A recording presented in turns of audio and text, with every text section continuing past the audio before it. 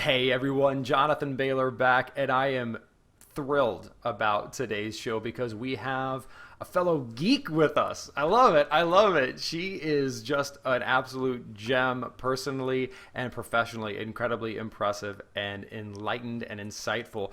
She is the author of Foodist and is a PhD, and she is also the creator of this fabulous website, which if you have not checked out, you need to check out. It's called Summer Tomato. It is as beautiful as it is informative, and maybe that's actually a good way to describe the guest. As beautiful as she is informative, Darya Rose, welcome. Ah, shucks. Thanks, Donovan. Well, Darya, I had to bring you in as part of this seminar because we're here to help people understand that just like we don't use the same airplanes we used 40 years ago and don't use the same cell phones we used 4 minutes ago, we don't need to use the same calories in, calories out, just eat less, exercise more, oversimplification dogma of 40 years ago, and we can leverage modern science to help us eat smarter and live better. And Foodist does that so well. But can you tell us first a little bit about your personal story, maybe living in the old world, and how you transitioned into the modern scientific world? Absolutely. I've never thought about it that way, but I think that's very accurate.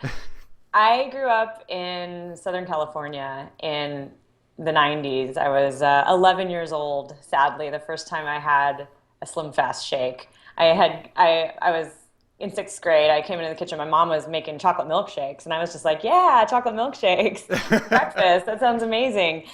But, that quickly devolved into having it every day, then becoming very, as a young woman, like very self-conscious, worried about my weight, switched to grapefruits, then from there I switched to nothing. I stopped eating breakfast for a long time, but basically I did all the diets. I did the low fat, I did the low carb, I did the South Beach, I was running marathons just for funsies and to burn extra calories. For fun? Yeah, right. I don't recommend it. So I was basically, Michael Pollan has this fabulous quote in Defense of Food when he talks about the national eating disorder, because we all went on this diet roller coaster, and it was all basically based on eating less, restriction and cutting things out of your life. And needless to say, I was miserable. They didn't really work. I mean, they all work. I guess that's the first lesson. They all work for a short period of time. Yeah. But who wants to be thin for a short period of time like that? And then what happens after that, of course, as we all know now, is you end up gaining weight over time. Yeah. And so I had gone through that and became very frustrated. And it's, in a second part of my life, I was studying science. I was studying molecular biology at Berkeley. And then I went and did my PhD in neuroscience. And at some point I was so fed up and I was starving myself and wasn't really getting the results I wanted, and realized, you know what, I'm a scientist now. I'm going to go to the data instead of going to like the bookstore or the glossy magazine section and figure this out. And I came to realize a few things that I didn't expect. The first one was I was looking for the perfect diet. Mm-hmm. And what I learned is that diets don't work. And I guess I kind of knew this like intuitively. That was my experience. Mm-hmm. But when you've been dieting for 15 years, this is sort of bad news. You're like, dang it. Mm-hmm. I thought I was doing the right thing all along. Turns out that's not true. And what was more important was the patterns of foods you eat, macronutrients per se, carbs, protein, fat, not as important as I expected it to be. And also that thin, healthy people eat. They eat carbs, they eat meat, they eat fat, they eat all these things that I had been spending my entire life hating and avoiding. And so when you ask like what brought me around to like modern science, it was actually, I read the data, it was there in front of me. But I had really, I like to say a leap of science. But for me, it really was. It was scary, and it did feel like a leap of faith to some extent because I'm like, okay, I have to start eating breakfast. I have to start eating grains, or beans or some, eating a more balanced diet. And to me, I was just like, how is this going to do anything but make me gain weight? Mm-hmm. But I knew I could always go back to starving myself or, go back to the cabbage soup. And so I tried. And I really, really did expect to gain weight. But 2 weeks went by, 3 weeks went by. I didn't gain weight. I was eating more than I'd ever eaten in my entire life since I was like 10. And slowly but steadily, my weight started going down. And it didn't stop. It went down slowly, but for years. And ultimately, now I'm around 5, 7 pounds under my original goal weight. Wow. And have maintained it so easily. I never fluctuate more than 3 pounds in any direction, and it's always stress based. Yeah. But it's so easy for me to just regulate, like without even really trying. And like you mentioned, not counting calories, loving food for the first time in my life. I realized that I hated it at one point. I was in college, and it was just like this horrible, stressful thing for me, food. And I got over that, and my life's never been better. So I think we have the same mission here, which is to dispel the myth of dieting and calorie restriction and get people on the right track to actually eating real food and enjoying real food, because I think that's key, and being a healthy person that way. Darya, you are such a great person to talk with about this, because you embody, not only from a personal perspective going through this, but as a neurobiologist, why, and I don't take this the wrong way, but like you were so smart, and you've been smart your whole life. Why, what I would imagine you now see as like, this is obvious, like food is not evil. We're meant to be sat. Hunger isn't healthy. But there's, I was a senior program manager at Microsoft. There's Mensa. These people are geniuses. You're a genius. But it's like these simple truths escape us. Why? How can people who are so intelligent kind of miss these things? I think we over-science ourselves. I think we create something of an illusion where we think, this has got to be a formula, right? Like we love math. We love to have a paradigm. And calories in, calories out is so simple. And I don't think it's entirely untrue. I mean, you can definitely lose weight by counting calories. And, once people see, scientists will do an experiment, we'll have people restrict their calories for a few weeks, and then they'll lose weight, and we'll be like, problem solved. And we don't take into account the nuances of actually being human, because the issue for most people is not the fact that we could strap people down and starve them if we wanted, but we have to live and make choices for ourselves every single day. And in my experience with my readers, that is the hard part. They know broccoli is better for you than cheesecake. People know that. We know that cookies aren't good. That doesn't stop us from eating them. They're tasty. So what I've really come around to is that psychology is one of the biggest factors here. And I don't think doctors and scientists like to think that, because psychology is messy. It's very squishy in terms of science. It's hard to nail down what motivates someone in the morning versus what motivates them in the evening versus the weekend. It's a very complicated thing that I think we'd rather not think about. But I think we have to think about that and address that topic if people really want to make meaningful changes to their health. Darya, I love this. And one of the things that I loved most about your work in Foodist was you were talking about these choices, the psychology, and especially people often talk about they eat emotionally in the evening, and you give a great explanation, which is science-y, as to that might not be because you're weak. It might be because you're human, and instead of thinking you're weak and flawed in some way, we just need to understand our wiring and eat accordingly. Absolutely. The willpower myth is probably what holds most people back. There's a lot of psychological issues at work with choosing what you eat. But for most people who've been on this dieting roller coaster, which is like everyone, right? Almost everybody believes that if they want to be healthier, they have to use willpower, restrict their eating in some way. That model is so flawed. And the first step in getting past it is really understanding deeply that it'll never, ever work. And here's why. Basically, we tend to think of willpower as like a switch, or some well that we have deep inside. And if we can just reach and grab and pull it out, then we will succeed, no pain, no gain. And what people don't often fail to recognize is it actually works more like a muscle. It's super strong when it's rested. Almost everybody has good willpower when it's not taxed. But like a muscle, it becomes fatigued when it's overused. But it's not just restricting eating that uses up willpower. It's every difficult decision you make throughout the day. And, sleep deprivation will kill it. Small children running around screaming will, tap your willpower. Who doesn't have a demanding job? Yeah. Who gets all the sleep they need every night? There is no human on earth that is or maybe there's a couple, most of us don't fit in this category, where our lives are so simple that we can just have willpower whenever we want it. And so you have to plan for the fact that by the end of the day, you're going to be tapped. Yeah. And so if you're relying on willpower, you're setting yourself up for failure. And it's even harder with dieting, because one of the only things that can actually restore willpower is blood sugar. And if you're starving yourself, guess who's low on blood sugar? It's this catch-22.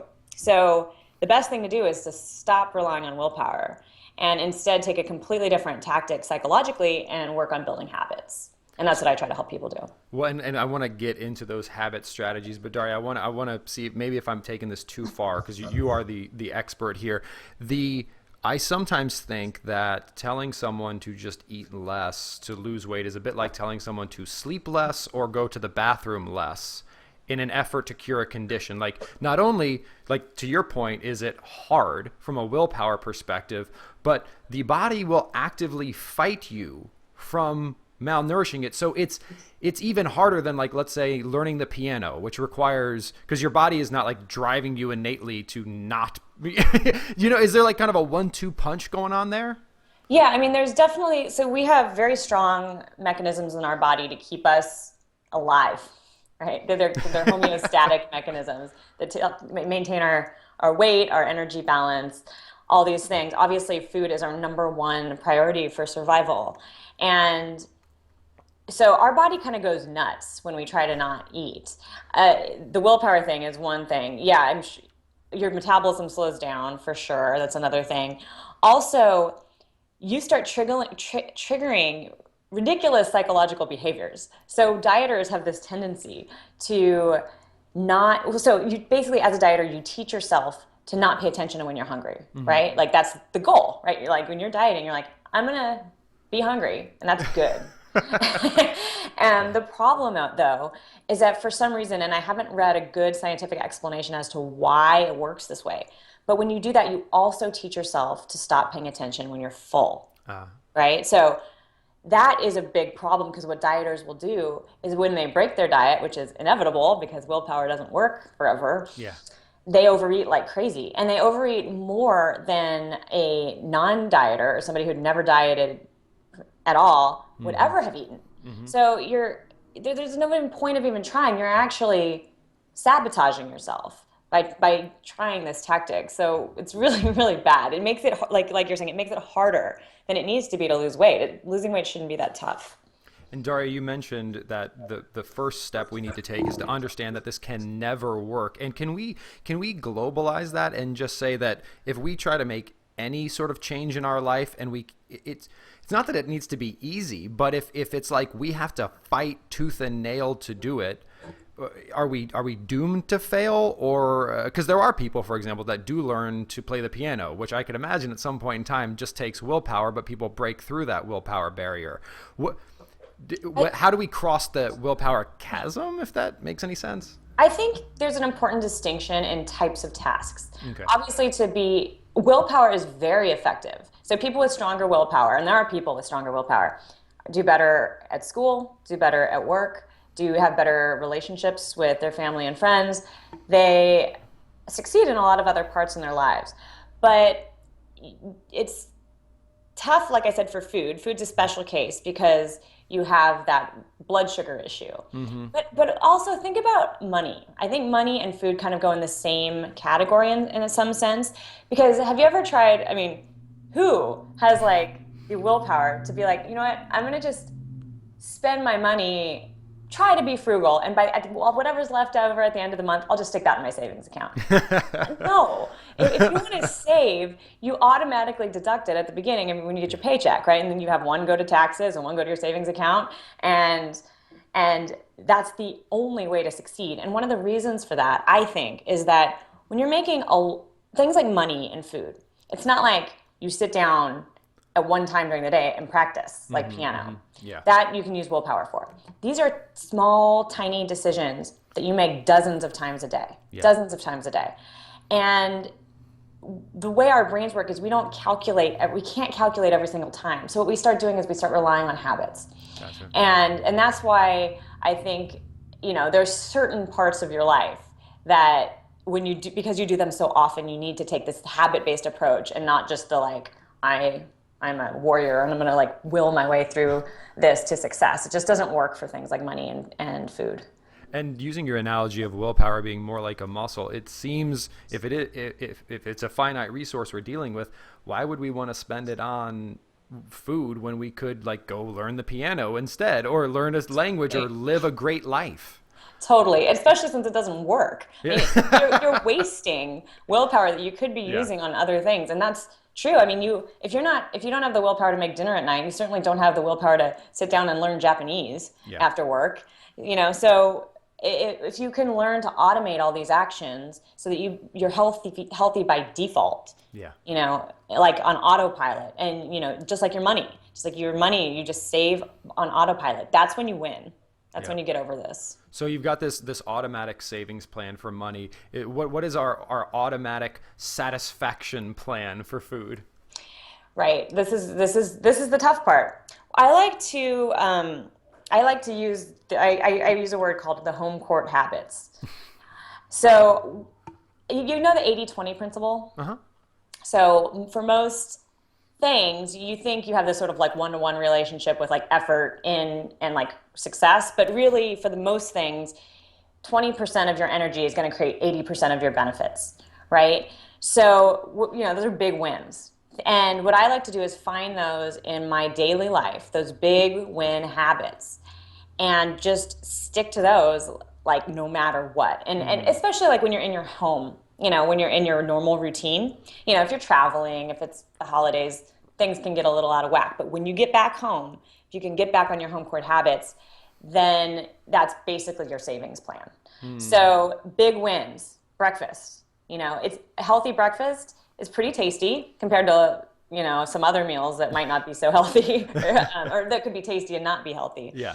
So oatmeal's delicious, eggs are delicious. It's not that hard. They take 2 minutes. Breakfast takes 2 minutes. And guess what? If you can manage to get a healthy breakfast in 6 or 7 days a week, 30% of your meals are healthy. Done. Big win. Same thing with cooking dinner. I think, it's really hard to eat healthy when you go out. It's possible. But if you can get in the habit of cooking at home on weeknights or, 3 or 4 nights a week, huge win. Huge win. Walking 10,000 steps a day, another huge win.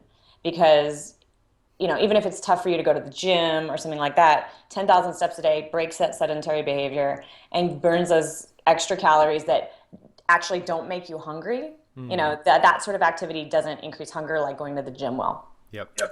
And, there's several more. Chewing, something nobody does. It's amazing. Next time you go to a restaurant, everyone, just put your fork down for 20 seconds and watch everyone chew or not chew. It's shocking. But if you can build the habit of chewing your food 25 times, you'll naturally enjoy it more and eat less of it. There's all these amazing home court habits that I think if you can figure out what they are for you, and yours might be different from mine because we all have different life circumstances. But if you can get those down, then that no matter what life throws at you, you can get back on track. Darya, have you found that some of these lifestyles, which let's take a vegan lifestyle or a paleo lifestyle or a low carb lifestyle, it seems like built into some of those lifestyles are habits which may be part of their success, or I guess what would you ascribe their success to if you feel they are in any way, shape, or form successful? Right. So you're naming fairly healthy eating plans, right? It's like a vegan that's health conscious, a paleo person, they're probably going to be eating multiple orders of magnitude better than your standard American diet. So if something's working for someone, I don't ever tell them to change unless they want to. I think something different is at play for those sorts of lifestyle diets. I think there's a level of values that comes into play. I don't think you use willpower if you believe that eating animals is as bad as eating people. If that's what you believe, it's not a question of willpower anymore. They're not relying on willpower. And it may seem restrictive to us, but from their perspective, it doesn't feel restrictive because that's not requiring that willpower. So I think, if that is the way you manage to get yourself off the willpower bandwagon and onto a lifestyle habit-based bandwagon, you win. That's great. And have you seen, as a neurobiologist, I'm curious as to, because vegans and vegetarians have always been interesting to me because they do something which seems like would require a lot of willpower without willpower. And what you're hitting on here is that's because they're doing it for a more moral or noble cause. So let's say sugar, for example, like it's not hard for parents to not give their children cigarettes because they know that giving their kids cigarettes is really, really, really bad for them and addictive and can cause permanent damage. So they're doing it for maybe another reason. Is there any level of that we could bring into the food arena to help make this less of a willpower thing and more of a, if we're all diabetic, our country will collapse? Yeah, absolutely. I think so there was this great study, and I think it was brilliantly designed, done by a professor at Stanford. And what he tested was he had several groups of students, and they were in classes, different classes. And he gave them questionnaires on their eating habits before the class, and then ran them through the class, and then questioned their eating habits after. And 3 of the classes were health-based, like, how your nutrition class, like how do you eat to be healthy, and they focus very much on health, diet, nutrition, weight loss, things like that. The experimental class was a values and society class. Food was a part of it, but they talked about how it affects the ecology, how it affects, the humane treatment of animals, the antibiotic resistance that happens in big factory farms. And what was really amazing about this was that the students in the value-based class had much better improved eating habits at the end of the class than any of the students that went through the health-based ones. In fact, the students that ate in the health-based class ended up eating less vegetables afterwards. Yeah. They didn't have a hypothesis for why, but obviously they didn't improve. And the habits that were developed for the kids in the value-based class lasted another 6 months. So it was a sustainable long-term improvement because they cared about values and not health per se. So I think if we really want to tap into the power of that, we need to educate ourselves more. I think one of the brilliant things about the industrial food system is they've managed to put this cloud over everything they do. It's like this dark robe. And so like you just show up at the store and food's magically there and you don't really understand the pathway. But if you start reading Michael Pollan, watching movies like Food Inc., educating yourself on these topics and start to care. And what's great about food is it's non-denominational. I mean, you're conservative, there's basically government subsidy handouts, corporate welfare for junk food. Get on board with that. If you're liberal, animal welfare, all that stuff, like there's a zillion issues with food where you can care enough to make yourself healthier in the process. It's pretty amazing. I love that, Darya. And what are some of the key values you personally have found have helped you to live this automatically and simply slim and healthy lifestyle?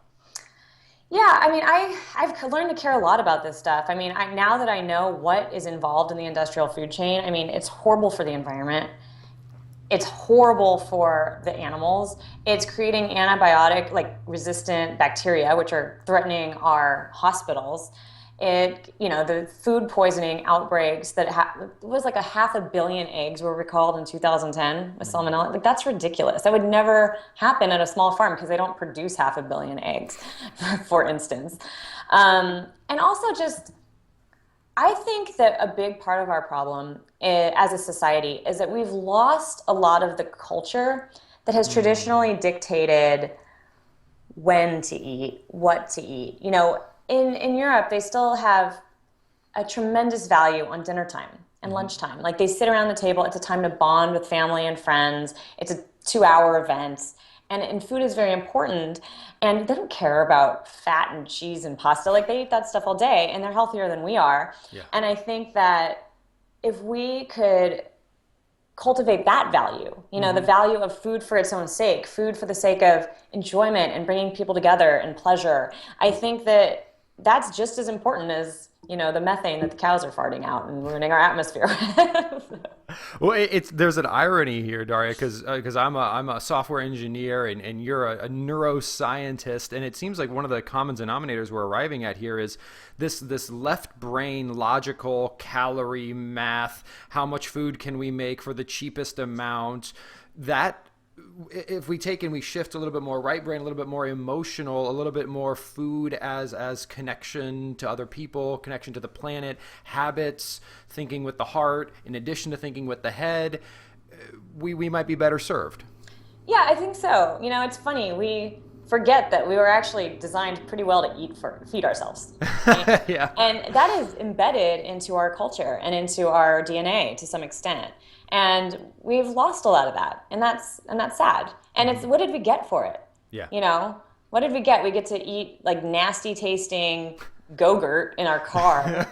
It's like we lost a lot. I mean, we've convinced ourselves that we are saving money and time, but for what purpose? Like, I'd rather spend the money and the time and have a good life, eat food I enjoy, spend it with my family, than spend an extra 20 minutes at the office? No thanks. You know, I'm good. And Darya, what is your take then on exercise? Because so often, again, just like we hear at Eat Less, we hear exercise more. And that we can eat these ding dongs and ho-hos and Twinkies because you just then need to run this X amount to cancel that out. What's the science say? I mean, obviously the science, well, I guess it's not that obvious. The science says that's bullshit, to be frank. Exercising doesn't lead to weight loss per se. It makes you healthier, absolutely. Yeah. But it also makes you hungrier. Yep. And so what I recommend for people, like I said, 10,000 steps a day, I think is a game changer for most people. If somebody doesn't work out at all, they're probably getting around 3,000 steps a day.